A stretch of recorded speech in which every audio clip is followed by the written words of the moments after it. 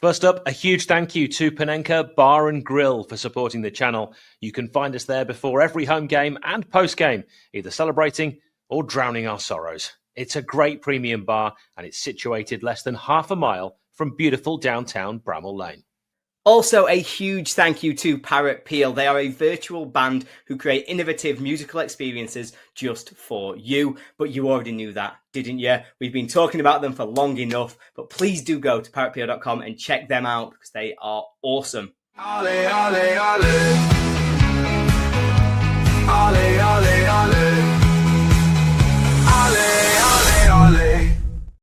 Welcome, ladies, gentlemen, and anybody else who is joining us here today. This is the Chef United Way, and we have got a fantastic group of Blades together today. We are looking back at the season so far. How has it gone? What would our review be? Sorry, but we'll also be looking forwards. What are our targets for the rest of the season? What do we think January is going to look like? And we have got a fantastic crew of people helping us through that. Our compare for today, walking us through this video, is going to be the main man, Andrew. How are you doing, Andrew? I'm doing all right until the music started. And then all of a sudden I'm like, I've got to lead the half-season review into the season that has been...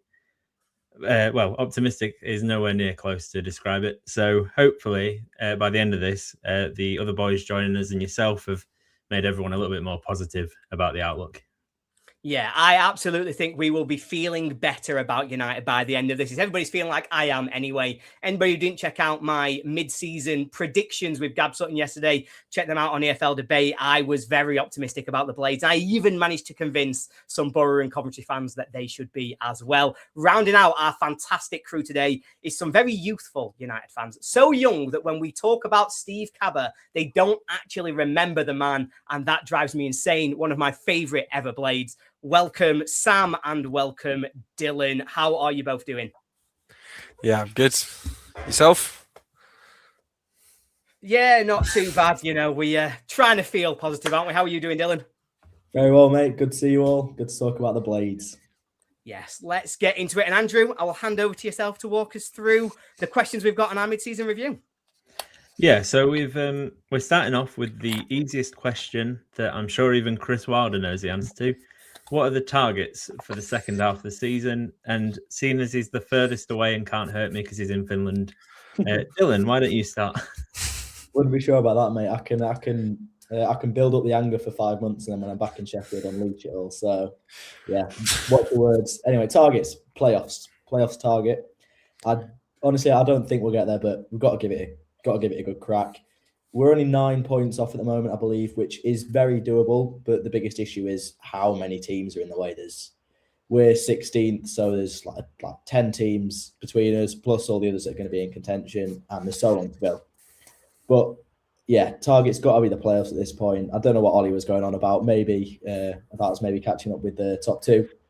That's completely out of the picture. If we can get into the playoffs, that would be amazing. And I suppose you are slightly forgetting, if I don't want to make it too negative, that it's only 8 points from those bottom three as well. So it's on a knife edge at the moment. Sam, can you maybe keep the positivity up, or are you a little bit more cautious? Of course I can. No, I'm cautious, but we do. That has to be the target, really, isn't it? Is continue the good form that we've found. Obviously, it wavers every now and then, but we know we can play well. And while we are 8 or 9 points off the playoffs, we are also with a game yet to play. We've got a game in hand because obviously we missed the Oxford match, so consider that. It's doable, but whether or not we'll make it is a whole different question, to be honest. And I suppose we should get on to Ollie then, who can give us a review of his top two shout then. No, I wouldn't quite go that crazy, but I do think, a little bit of historical context.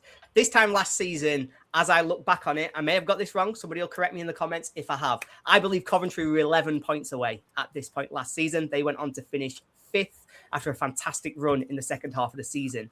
Ipswich Town are currently 8 points behind Coventry with a game in hand. Lots of people, most people who I've heard from, both not the top 20, whether it was Gab, whoever it is, are backing Ipswich to overturn that and win the league. That's exactly the same amount of points they've got to overturn that we have got to overturn.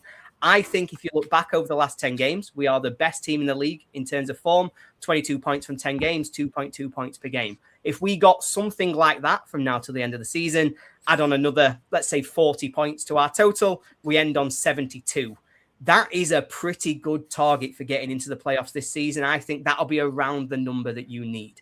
I think if the season started today and we were basing it on everybody's on 0, where do you think United would finish? I would have us in or around first, second, third in the division. I do genuinely believe at the moment we are that good.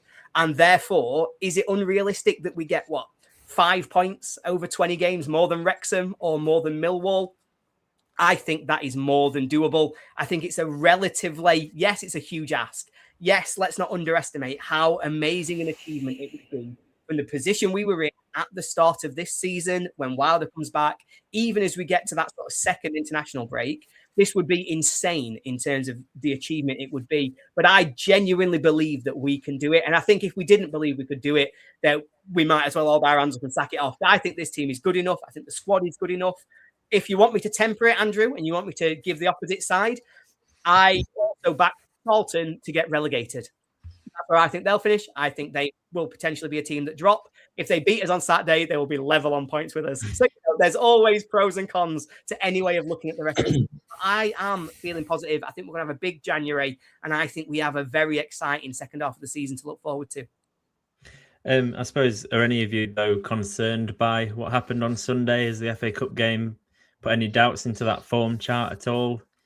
I'll go with Ollie because he's nodding, but I'm sure you two may have little things to say as well.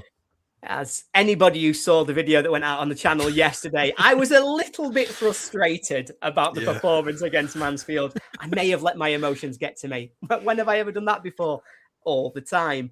But for me, the question marks are, we know that our second team isn't good enough. If we get injuries in key areas, it could really affect the squad. If Patrick Bamford, for example, picks up an injury, that is a massive drop-off if he drops out of this team. I think the same for Tanganga. We have clearly sort of demonstrated that me and McGuinness cannot play together in a back four. We tried it when Tanganga was forced to play right back. It didn't work. We tried it again against Mansfield. It didn't work. So there are massive gaps in this squad. But that's why we've got the transfer window. You know, we have to go out there. We have to solve those problems. It has shown me how far below the standard some of those backup players are, how bad our summer transfer window was, if we're being honest. But we're not going to see that 11. Ultimately, it is very unlikely that 11 players will ever play together again. I think it'll be 9-10 changes from that to our first 11 to who plays against Charlton, maybe even 11 changes. So yes, it puts a little bit of doubt in the back of your mind, but no, it doesn't throw off how I'm feeling overall about United at the minute. And I suppose given that Ollie gives us weekly ratings, I'll come to you two to maybe rate the season so far. Going from maybe Sellers to Wilder, then Wilder to now, because I think those are two separate conversations. So maybe start off with you, Sam. Where would you rate the season from 10? With Sellers, it kind of just has to be a 0. You know, scored a single goal, and I was looking forward to it. And I liked the preseason. We scored loads of goals, so many goals, and then we sacked him, thankfully. And then we it took us a little bit of time to hit that bit of pace with Wilder, but we hit it, and then we almost beat that goal to game ratio in the preseason in that run of form in the actual league, which is crazy. So that really shows the difference. So I'd say since Wilder's come in. If we were saying that this was from the start of the season we had Wilder, I would have rated it about a 6. But since it's going from where it started with after Sayers, I think people can be a bit dramatic sometimes. If you ask me, obviously, game to game you can get upset and that's totally fine. But I think from the bigger picture, I think I'd have to give it an 8. Or even a 9 to go from where we were to then scoring all those goals in that run of form. And we're still in good form. We just, it's an FA Cup game. It's a banana peel game, obviously against the legendary Clough. And I mean, I think he played a great game as a manager. So I wasn't too upset. It's a shame, but I don't think that dampens our chances in the league. Yeah, I liked how you didn't give in to the temptation to glance at Ollie too hardly there when you said dramatic. I'm joking. And I suppose maybe as someone who makes maybe more short form content for TikTok, maybe you're in the more dramatic category, Dylan, or are you more with Sam in the level headed? It's a good 6 middle ground. What, in terms of the season or the FA Cup result? Well, all of it. The FA Cup result, the season, the bit with Sellers that everyone seems to forget or is trying really hard to. Yeah, what I'll say about the FA Cup thing, I'm sure you'll remember when we lost at home to Barnet in the FA Cup. That was a much worse upset, much worse result, and we won promotion to the Premier League that season. So the FA Cup for me, when we play the kids and we lose to a team lower down than us, it's not really a concern. Just like when we crashed out of the Carabao Cup at early stages. The season, if I'm rating Sellers out of 10, I'll give him a point for every point he won, so 0. I think that could have been worse, and not even just like him coming in and doing bad with the players, but the way that obviously we then sold players and bought players in for his system that then don't fit with Wilder's system. It just takes it down and down even further. When I was on the Leicester fan stream before we played him in November, about 3 minutes into that, without any kind of warning, he brought up a VT of Ruben Sellers, but he'd used AI to turn Ruben Sellers into the devil, and I thought that kind of summed everything up pretty well. So Wilder, he's done really well. It took him a while to get going, which is fair enough. Like, he's not going to turn it around in a week. I'll give him an 8 for now. If we were a bit more consistent, it'd be a 9, but we've had wobbles like the game where we conceded 5 to Wrexham. But he's done such a good job, and also what I'd expect of him. January is the massive thing. I've been saying this for a while. The January window is where the entire season will be decided, I reckon. And in terms of that January transfer window, then, if that's a big decider for yourself, how many players are you expecting to come in? Are you expecting many to go out? I think the main outs were the loans who'd stopped playing, which has happened, so that's nice. I've been impressed with Bindon recently. I thought that he'd be the first one out the door in January if he'd have taken me back to the end of November, start December time. But he's turning around and he looks like he could be a valuable player now. In terms of players coming in, Bamford signing is a very good thing. That's one that I would have wanted us to sign a replacement for if he didn't extend. I'm thinking another maybe 2 or 3 key sort of squad players who can play some serious minutes. Does anyone know what the situation we read about is at the moment, by the way? That same deal as Bamford by the looks of it. It's a year with an option, yeah. Okay. Has it been signed or is that just rumour? That was just before Christmas, I think. Okay. So that should be sorted, yeah. Yeah, so a few ins, strengthen the squad. And obviously, like I said, I'm not overreacting about the weekend's result, but I think it does show that we could do with a bit more depth. Yeah, which I think is a fair assessment. I don't think too many people would disagree with you there. I suppose going on to that then, as sort of a seamless segue, is who's disappointed you this season? I guess Ollie's probably chomping at the bit to do that bit, but I'll go to you, Dylan, first, and we'll work his way back round again. I'm really sad to say this, but it's Michael Cooper for me. I was such a fan of his last season, but he's just not been the same this season. People have rumoured for ages that he's playing with an injury. I don't know if that's true or not. I almost hope it is because I want it to be something temporary and that he will get back to those heights. But I think what's most likely is that conceding all those goals at the start of the season, it's just knocked his confidence so much, and it's been hard for him to regain that. And I don't know, maybe missing like Anel and Suter and like the big leaders we had at the back has an effect on him as well. But he's been the biggest letdown, sadly, for me this season. Yeah, which is a shame because we all know at the top of his game just how good he can be, and I think that's probably what's led to that rating for himself. It's amazing. He's one of the best keepers in the league, but yeah, he's not been there.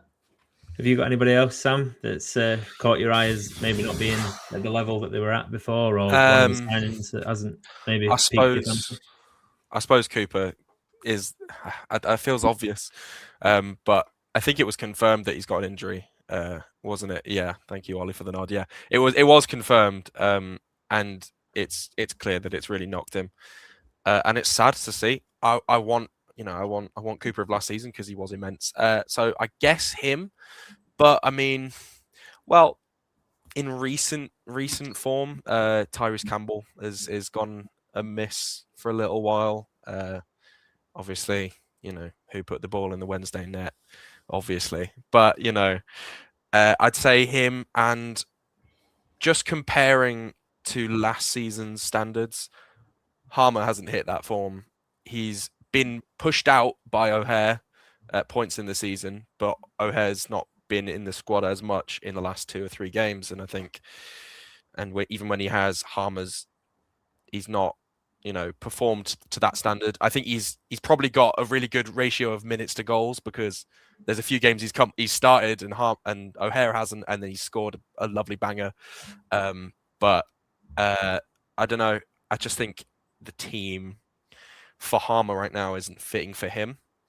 The system seems to work where the system as a team works. I think we're better when we're 4-4-2, which obviously is a shame, bit Brexit bally. But I think for Harmer, he needs that 4-2-3-1 with O'Hare as the 10 next to him. And when he's had that, we've usually performed much better. But it's just not gone that way, unfortunately. Yeah, and finally, on to a man who probably has a shopping list worth, but let's try and keep it brief. Yeah, he's going down my arm. There's loads of them. But no, I think for me on this one, it's 3 players who come to mind, if I'm being honest. Obviously, we've talked about Michael Cooper. I do think in January, one of the positions we should target is potentially bringing in a 6-month loan deal for a goalkeeper. Just give Michael Cooper a rest. Let him rehab that injury. Let him get himself back up to full speed. As soon as he's fully fit and he says, yes, 100%, get him back in. Because we know, for me, the reason that Michael Cooper is on this list is that I believe he's the best goalkeeper in the Championship. I fundamentally believe that is his level. He just has not got anywhere near it this season. He's been so far off it. So let's give him a bit of time, a bit of space, take the pressure off him with a number 2 who can come in and do the job, and then put him back in when he's fully fit. The second player, and I'm surprised nobody mentioned him, to be honest, is Harrison Burrows. I, again, went to bat to say he was the best left back in the Championship last season.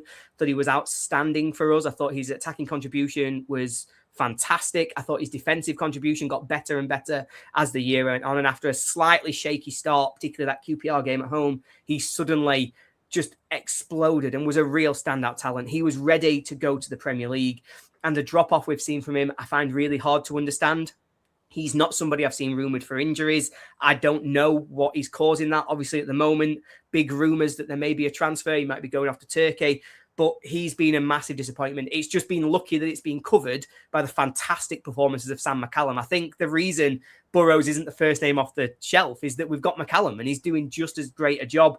But yeah, I think that's been a real disappointment for me. And the third, it would be Harmer. I think he's had individually fantastic moments, but his overall contribution to the team has not been anywhere near what it was last year. Again, I talk about, I think Cooper's the best keeper in the league. I thought Burrows was the best left back in the league.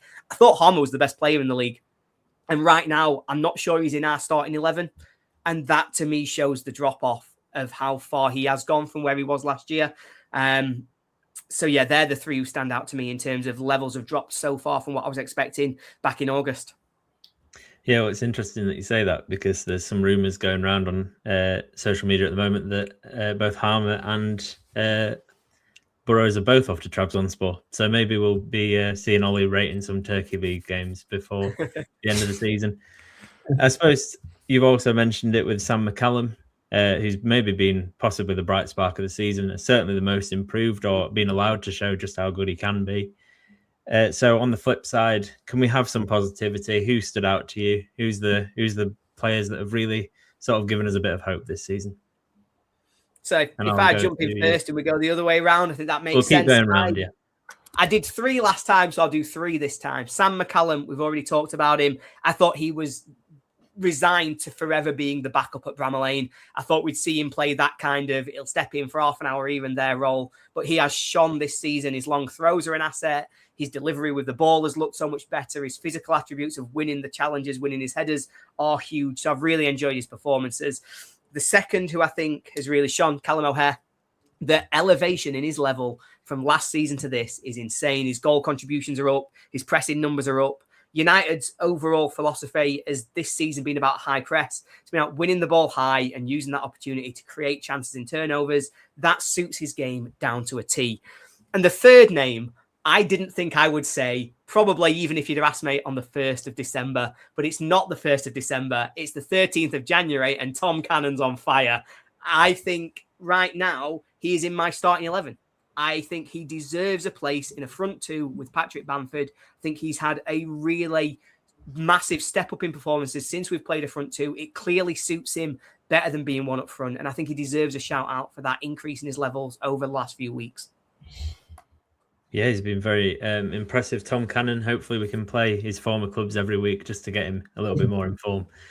Sam, is there anybody that's coming up there, or has Ollie stole them? Or I think he's got some great shouts in there, but I think possibly the most improved player for me has to be, I think probably my favourite player in the squad, Femi Sariki. Yeah, Ollie looks like he's forgotten him. No, he's just been immense. And Andre Brooks, that partnership, it looked like it was going to be that way under Sayers as well. Brooks looked brilliant in pre-season, and I don't remember. We had a bit of Bogle in pre-season, I think, but Sariki was also in and about it. But clearly, I don't know what Wilder's changed, but I think he's come back and he's changed his sort of philosophy on the game. And we're scoring so many more goals, and Sariki's been such a huge part of that. His ability down that right, he's pacey and he just gets it done. And so I'd have to put in Sariki, and even I'll put in Sariki, I'll go Brooks, and not to say he wasn't bad last season, but I think with a bit of shaky form, I'm still going to give it to Peck, because I think he's had some of the best form of his life this season. If I'm not going to say the same names as you there, Ollie, I'd have to say those three. And I suppose with the new signing as well of another right back, do you think Sariki's maybe got anything to worry about there from what you might have seen on Sunday, or what you might see going forward? I don't think Keanu's been brought into... I mean, I think it'll put a bit of pressure on Sariki, but I think mostly that's room for Sariki to have a rest. He's just, we know he's injury prone, but he's gone about almost, I think, 90 minutes for every game for the last however long now. And so I think Keanu could progress to be a good bit of competition for him. I don't think he'll be a first choice starter, but I think it'll be a good addition to the squad and healthy for Sariki as well.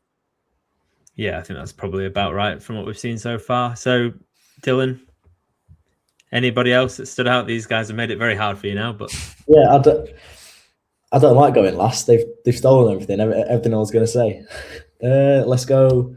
The free agents have really impressed me. Bamford's been way better than I thought. I said this in my little video yesterday, that I expected him to maybe play a few games, maybe get the odd goal, spend a lot of time in the treatment room.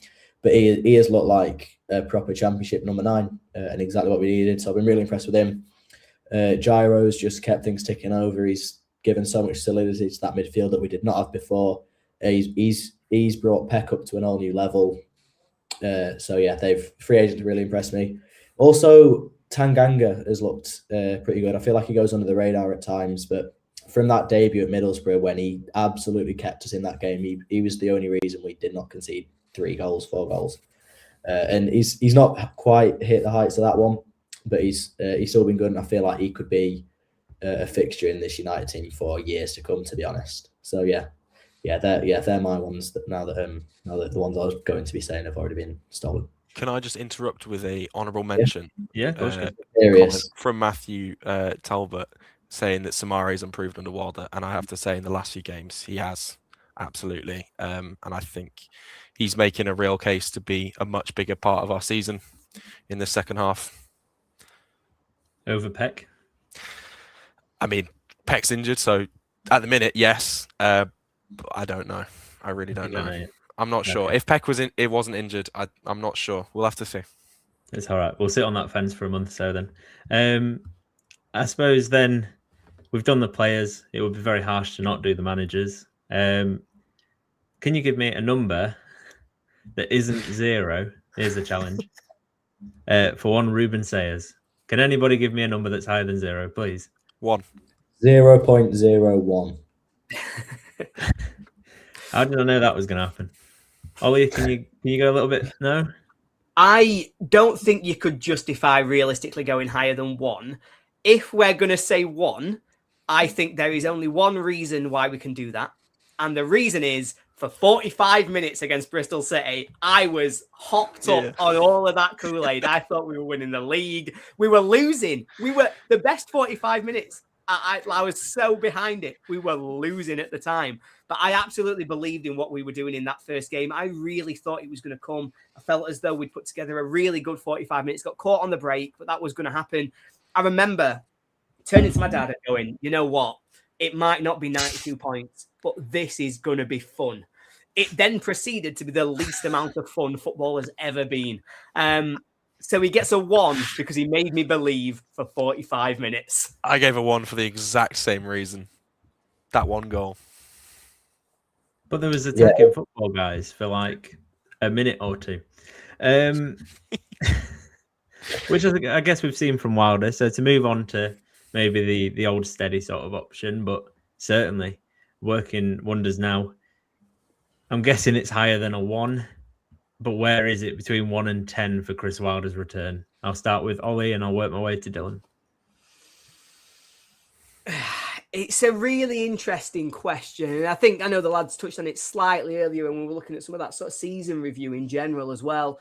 I think that what we've seen from Wilder since he's come back in has been really impressive. I think it's easy to forget. We all just assumed, and I was really guilty of this, when Ruben Sayers left, Charlton at home, I immediately walked in and I said, right, we'll win that. We'll win. No way we don't win. We'll probably win 3-0. We'll win this. We'll go and get automatic promotion. Because Wilder was the magic fix. It was easy. There was nothing wrong with Sheffield United. It was all just one man's fault. And that wasn't the case. This was a club, a squad, a set of players whose, their belief was broken. Their momentum was just completely gone. You could see how vulnerable they were in every game that came up against us. As soon as people put us under pressure, they would collapse. As soon as they started to concede goals, you saw the heads go. And so there was a massive job on to rebuild us to where we were. He started that job, and then we had the sort of double hit at Preston where we were 2 goals up. I thought we'd turn the corner. Dylan, we were stood together in Preston, and I said to you something like, I think he's got some kind of voodoo doll. How has he made this happen already? We then conceded 3 in 15 minutes. And we lost that game. And he had to rebuild us again. We had another drop-off and it needed that rebuild. He managed Riedewald so well coming into the squad, recognising how important it'd be, but building his fitness. I think he's done so much right. I'm not saying everything's been perfect. It hasn't. Of course it hasn't. But from where we were, you cannot underestimate the job that's been done that I'm thinking about us finishing in the playoffs. That is how good he has done since he's come in. I would say it's a 9. And I said it with confidence, so that's what matters. Yeah, I suppose that is confidence. Maybe it's a 9. Hopefully it's a 9. Sam, you can't go much higher. I'm going to agree with a 9. I'm going to go really statistical with it.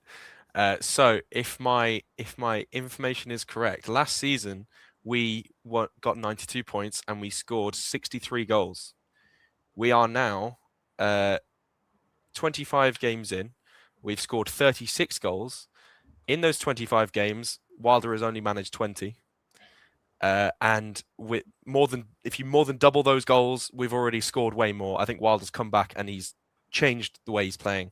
I don't know what it is. I don't know if it was a wake-up call from being sacked or something, whatever it was, or maybe it's just the team. He's adapted himself to the team that he's got this season, which is different, but not all too different. But I don't know, something's changed, and I think people don't always recognize how much of a giant job it is to come back, to pick up what Sayers left behind and bring us to where we are now. We are in 17th, 16th or something. But we were dead bottom of the league. And the only reason that we weren't going to stay dead bottom of the league is because Wednesday are on -7 because they've had all their points taken away from them. Not that they had many anyway. So my point is that he has skyrocketed us from lowest of the low. I've not been a football fan for long enough to remember a time when we've ever been near this low. That's just because I'm new. I really guess you probably guys don't know this. I've only been a football fan for the past 5 years. I'm new to this game. I wouldn't mention that. I probably shouldn't have said that. I'm probably going to get slaughtered in the comments now. But he's completely revolutionized the way he plays and has therefore revolutionized our team and our performance this season. So I think it has to be a 9. There's been some poor games, obviously West Brom and Wrexham, but here we are in this position where we are midway between relegation, but also midway, promotion. The playoffs isn't too far away. So I think we have to really give him his flowers for that. Yeah, I mean, anyone's a 9 when you get educated in the ways of Nigel Adkins, Sheffield United. Sorry, Ollie. On to Dylan. I've said it earlier, I'll say it again. 8 out of 10. He's done really well. He's turned the tide. But at this point, I was hoping for a little bit more consistency. And like I said earlier, it is just that the game against Wrexham where we conceded 5, that exposed a lot of our flaws. That's the thing that's given me a bit of a wobble. So, yeah, still saying 8. I was waiting that whole time for Sam to be fair and do goals conceded, so I didn't get too excited and think we're going to go on and get like Bayern Munich level positive 60 goal difference. So, yeah, the goal scored doesn't tell the whole story. We have conceded a lot more last season under Wilder. It was a bit more boring, but a bit more safe. We'd win a lot of games 1-0. We'd, score less and concede less. This season, it's a bit more of a roller coaster, which is a lot more fun. But can we keep the consistency? That's my biggest thing at the moment. Yeah, I think that's a good evaluation from everybody. I'm glad Sam didn't carry on because I was not following the numbers enough to reply. I suppose as a final point then, and maybe the more clickbait of questions is if you had to give a position, like a prediction for a position until the end of the season from now, where do you think Sheffield United will finish in the league table this season? And I'll start with Dylan because he likes to start first. Nice, thank you. Let's say 9th place. 9th place. I do believe that we will be in the playoff picture at the end, as half the championship is. It'll be last few games, and I think we'll be probably clutching on to if we can win all 3 and the results go our way, then we'll get playoffs or whatever. I think we'll have a fun couple of months towards the end of the season where it's changing every week, and sometimes we move up to 5th or 6th. Other times we're down to 13th, 14th, and we just fluctuate. But I'm going to go middle ground of that pack and say we'll finish 9th. Nice and safe, but probably realistic. Sam? Yeah. Well, I mean, like you say, it's really packed in, and there's a lot of traffic ahead of us. QPR in 11th with a single win, they're level on points with 6th place Watford. It could go anywhere. I think we'll be in the conversation for playoffs. I've got faith. Hopium, as they call it. I'm gonna say I think it's gonna be a near miss of 7th or 8th. I think it's gonna be so close. But could be 3rd. You never know. Whatever. It won't be, but it could be. You get my point. It's all so tight. It could be horrible, or it could be horrible in a different way. It could be 3rd in the League One next season. You never know. Ollie? We never do this. Sheffield United are in the automatic promotion race. They just miss out on coming 2nd. They finish 3rd. They lose at Wembley. That's what we do. That is home. That is, we come back to it year after year, time after time. We don't do this. We don't get close, start terribly, get momentum. Are we going to get there? Could we get there? Oh, hello. That's not what we do. But I just feel a bit different at the minute. And I don't do it very often. It's not my normal vibe. I just have a feeling that they owe us this one. For Wembley last year, for the batterings in the Premier League, for everything that we've watched through lots of time of watching United, I think they owe us one. And so I think we're going to finish 6th. I think if we do finish 6th, we don't do it like this. And it'll be nice to do it like this just once. Surely the worst promoted side possible. If you think about the whole season, gotta be. Absolutely, and I'll take that all 100%. day long. And then the pain starts again. Oh yeah, then it gets worse. We get punished. We have to live on that for 60 years because we get punished for it afterwards. 100%. But it just, I don't know, feels different because this isn't what we do. What we normally do is we'll finish 7th and we'll miss out on goal difference. And we'll go, oh, if Ruben Sellers had scored one more. But it feels different. I always think there's a chance it'll be different with Wilder. And I think we've got that chance. Yep, because nobody in the last 10 times has ever said, this one will be different. But I like the optimism, Ollie. I like it. Every England fan ever, ever. Yeah, it's very similar. To be fair, Dylan, we are winning the World Cup this year. So it's happening. It's happening. You heard it here first. I know you Sheffield United are winning the playoffs. I'll be back for that. Winning the World Cup. I'll be in a beer garden with my top off. Don't you worry about it. True. Brilliant. Maybe steer clear of Sheffield then, everybody. But yeah, it's been a good chat, guys. I think we should have hopefully got everyone a little bit more positive, hopefully. Or maybe we just all sound delusional. I don't know. Ollie's nodding. Yeah, he's probably right. But yeah, that's all we've got to say, unless anybody else has any extra words of wisdom. No, just I think at this point it's been a rubbish. If we were being frank, it had been a really rubbish start to this season. We want to feel positive. We want to have a bit of belief, a bit of hope. I do think there's something there. And I think if we get on board, we can generate some of that momentum with the team as well. Let's just hope it's a really fun 2026. Because I'll be honest, my start to 2026 has been awful. So I'd really like a fun 2026. United can carry that. I think it could be good. I really do. Can I just quickly say the exact opposite to what Ollie said and be like really, really selfish because these lads know, you guys won't know, I'm on exchange. I'm an exchange student in Finland at the moment. So I'm not going to be there for the entire rest of the season. So I would love nothing more than 14th place finish, maybe like 7 or 8 nil-nils between now and the end of the season. Miss out on absolutely nothing. I love that we got knocked out of the FA Cup because I do not want a dream cup run when I'm not going to be there to see it because I am a selfish, jealous person. So yeah, fingers crossed, absolutely nothing happens between now and the end of the season. Jinxed it. Well, that's a depressing way to end, isn't it? We're gonna do it. That's a good way to end it. You know, be glad that we've got what we've got. Considering the start of the season, look at where we are now. Look where we could be. Let's go for it. Let's be positive and support the Blades the whole way. Up and the Blades. When there's all seriousness, please. Let's get up there. Let's have a chance. There we go. Hopefully, your flight gets delayed for the promotion parade. Anyway, we'll leave it there. Thank you for joining us if you have done. And yes, see you later. Thank you for watching. Olé, olé, olé. Olé, olé.